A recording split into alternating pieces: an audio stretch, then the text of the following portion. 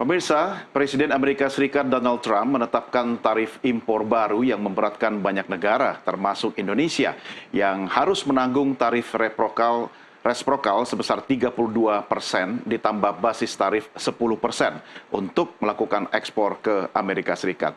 Tim ekonomi pemerintahan Presiden Prabowo Subianto mengklaim telah menyiapkan strategi menangkal dampak kebijakan Trump terkait tarif impor itu. Namun bagaimana dengan suara dari kalangan pelaku usaha untuk menghadapi situasi ini? Apa langkah yang akan diambil oleh pelaku usaha menghadapi reaksi pasar pasca kebijakan tarif Trump itu? Kami sudah terhubung melalui sambungan Zoom bersama founder ASEAN International Advocacy yang juga Wakil Ketua Umum Kamar Dagang Industri Indonesia, Santi Samdasani. Bu Santi, selamat sore. Selamat sore, Pak. Terima kasih sudah bergabung bersama kami. Bu Santi, sebelum mulai diskusi, saya ajak Anda dan juga pemirsa, mari sama-sama kita lihat dulu grafis yang berisi rilis resmi dari Kantor Komunikasi Kepresidenan terkait kesiapan pemerintahan Presiden Prabowo sejak awal dengan menelurkan kebijakan stabilitas ekonomi Indonesia, termasuk dalam menghadapi tantangan global kebijakan tarif baru Amerika Serikat.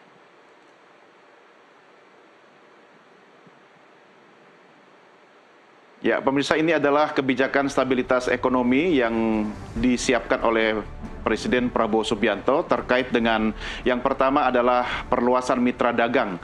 Indonesia sudah tergabung dalam aliansi ekonomi BRICS yang memperkuat posisi negara kita dalam perdagangan internasional. Kemudian ada perjanjian dagang multilateral dengan Regional Comprehensive Economic Partnership sebesar 27% perdagangan global. Ada juga Organization for Economic Cooperation and Development atau OECD sebesar 64% dari perdagangan global, serta CPTPP atau Comprehensive and Progressive Agreement for Trans-Pacific Partnership, dan juga IEA EU SIPA atau Indonesia European Union Comprehensive Economic Partnership Agreement. Berikutnya ada kebijakan pemerintah lagi untuk menjaga stabilitas ekonomi kita, yaitu adanya perjanjian dagang bilateral dengan sejumlah negara, diantaranya Korea, Jepang, Australia, Pakistan, Uni Emirat Arab, Iran, Chile, dan juga berbagai negara lainnya.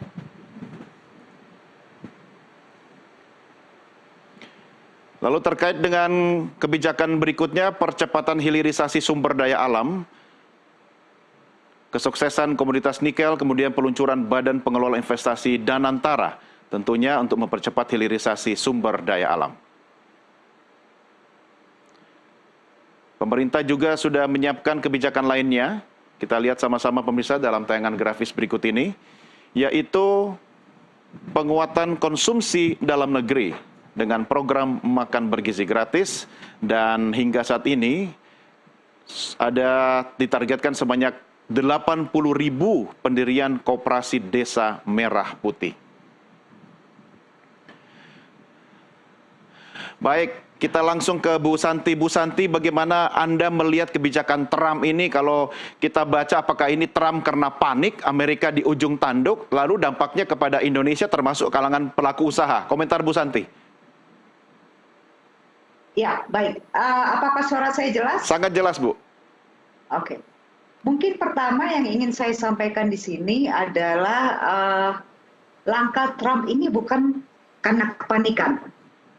Trump ini langkah yang sangat besar ini tidak mungkin dirancang dalam waktu Trump got into office Januari ya. Jadi tidak mungkin secepat ini. Ini sudah dia pikirkan, sudah dia rencanakan mulai dari term pertama beliau.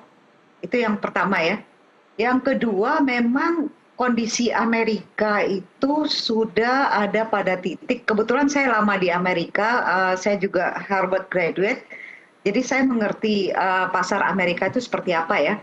Jadi memang sebagai pemimpin, saya merasa Trump tidak punya pilihan lain, tapi mengambil sebuah tindakan yang drastis ini. Karena kalau dia mau membangun ulang yang slogan dia untuk kampanye itu Make America Great Again, dia tidak bisa melakukan dengan tatanan dunia yang ada sekarang. Karena tatanan dunia yang ada sekarang itu terlalu terbuka, dan di mana uang Amerika itu banyak yang keluar. Contohnya misalkan lewat USAID atau bantuan-bantuan lainnya. Dia harus mentata ulang, kalau saya bisa baca sedikit pikiran Trump ya, dia harus menata ulang ini semuanya. Dan untuk menata ulang ini semua, dia harus mengambil sebuah langkah yang drastis.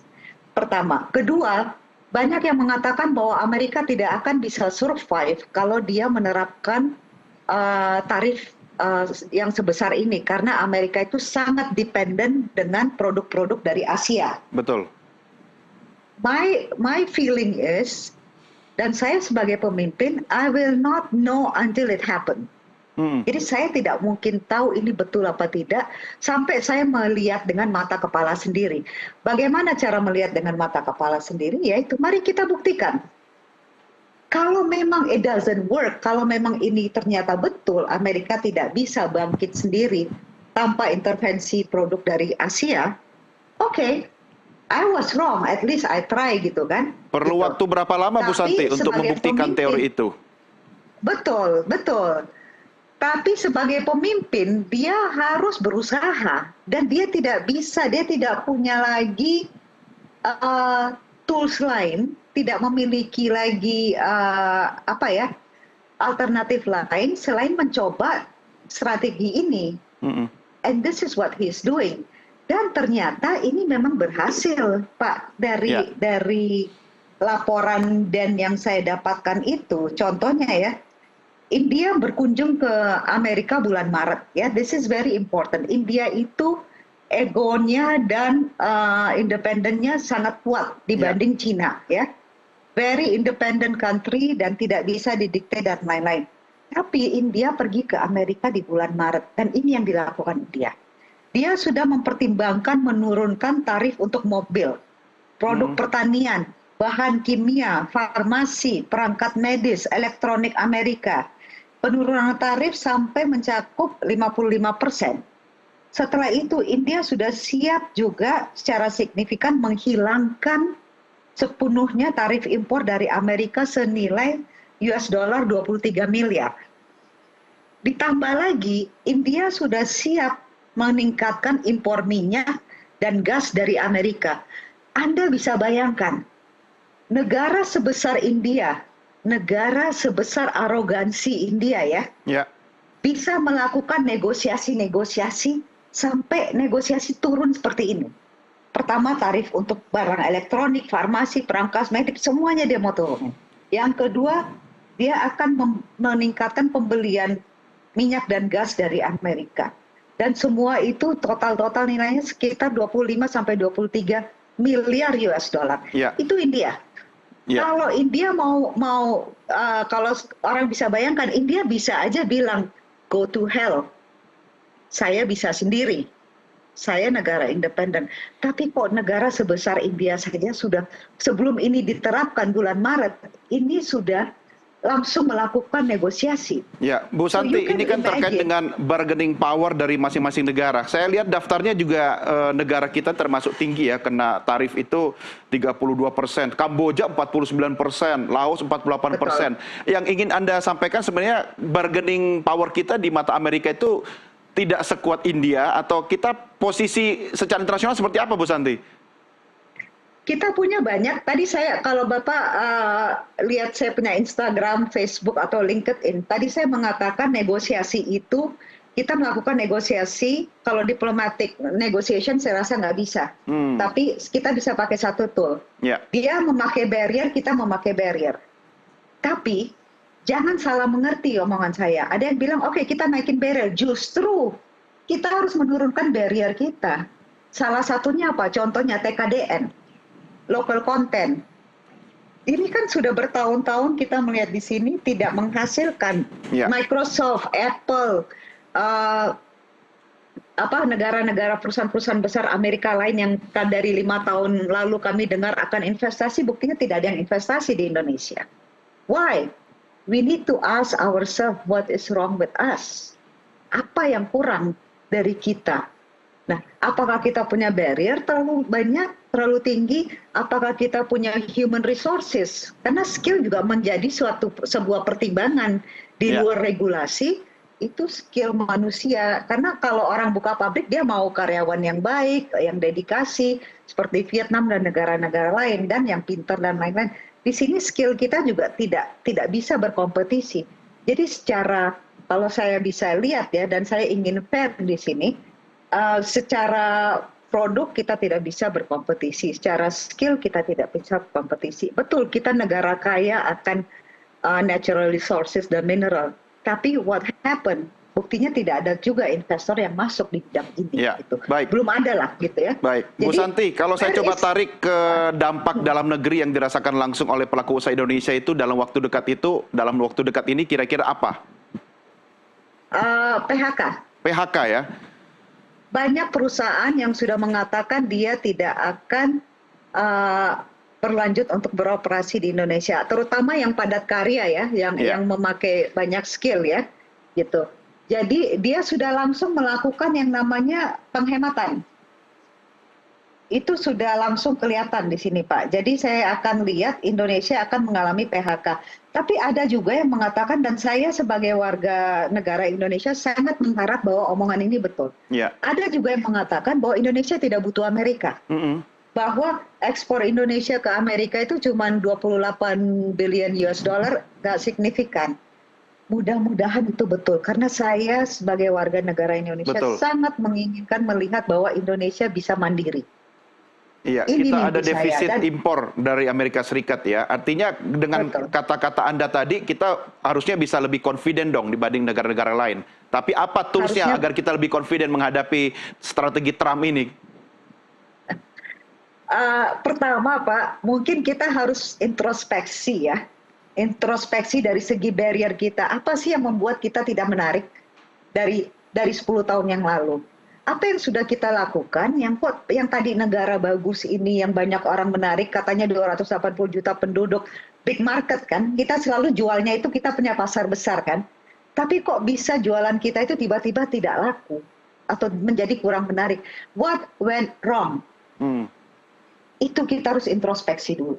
Ya. Apakah barrier kita terlalu tinggi? Apakah kita terlalu banyak menaruh regulasi-regulasi supaya agar perusahaan asing juga justru malah tidak mau masuk ke Indonesia gitu kan? Itu yang pertama. Yang kedua, kita harus meningkatkan tingkat skill worker kita, karena tidak ada yang mau. Saya beberapa bulan yang lalu berusaha keras untuk menarik investor ke Indonesia, akhirnya dealnya di Malaysia, bukan di Indonesia. Kenapa nggak jadi di Indonesia, Bu? Karena workernya. Jadi di Indonesia itu pegawai itu dari tingkat middle to low itu kerja 3 bulan, dia tinggalin seenak mungkin, dia pulang ke kampung, dia kawin lagi ke 10 kali, ke 15 kali, terus dia pikir kalau dia balik ke Jakarta pasti selalu akan ada kerjaan. Oh, ini soal komitmen ya? No komitmen, tidak profesional, tidak komit, dan efisiensinya, tingkat performance-nya juga jauh lebih rendah dari negara lain. Ya, ini menarik, ini menjadi catatan. Tapi apa yang saya sampaikan di awal diskusi tadi, Bu Santi, Anda melihat pemerintah sudah menyiapkan beragam tools untuk strategi mengantisipasi kebijakan Trump ini. Dari kacamata Anda, dari kacamata Kadin sendiri, apakah efektif? Dan bagaimana biar strategi pemerintah ini bisa tidak berdampak negatif akibat Trump ke tanah air kita? Kalau saya belum bisa bicara dari Kadin ya, karena belum ada instruksi dari Kadin untuk saya bicara. Saya bicara sebagai saya pribadi, sebagai konsultan ya, bukan sebagai orang Kadin gitu ya. Kalau saya lihat kita punya tools yang namanya RCEP, kita masuk BRICS, kita masuk OECD dan lain-lain. RCEP sendiri saya salah satu negosiatornya RCEP 10 tahun yang lalu. Sampai sekarang saya masih cukup aktif di RCEP. Tapi kita belum bisa, Indonesia belum bisa menikmati aturan-aturan dari RCEP itu. Kita belum bisa mau sosialisasi ke kita punya pebisnis kita belum tahu juga apa yang bisa mereka ambil dari RCEP. Yang kedua, BRICS. BRICS ini juga kan sekarang begini, kalau India sendiri sudah pergi ke Amerika bulan Maret, dan salah satu negara besar yang ada di BRICS itu ada India ya. India sendiri sudah pergi ke Amerika, sudah siap memberikan negosiasi yang begitu bisa dibilang besar ya. Oke, saya akan lakukan ini, saya akan lakukan itu, kan quote unquote sudah ada ketakutan. Ya, baik. And India is a big part of BRICS. Ya, Gitu. baik. Jadi kita harus pintar membaca juga apa yang tidak tertulis gitu. Jadi Ya. ini saja kalau kita lihat negosiasi India yang sudah begitu besarnya memberikan free market, akses segala macam ke Amerika, apalagi yang bisa apakah kita tetap bisa berharapan besar terhadap BRICS gitu Ya. kan? Baik. OECD juga masih dalam proses gitu kan. Jadi ini akan menjadi saya cukup optimis bahwa Indonesia bisa. Baik, baik. Itu kata kunci Bu Santi ya, tetap harus optimis. Baik, baik Bu Santi, terima kasih sudah bergabung dan berdiskusi bersama kami. Sampai jumpa lagi. Selamat sore Bu Santi. Selamat sore. Pemirsa, demikian diskusi saya dengan founder ASEAN International Advocacy yang juga Wakil Ketua Umum Kadin, Santi Samdasani. Kami segera kembali sesaat lagi. Tetap bersama NTV Prime.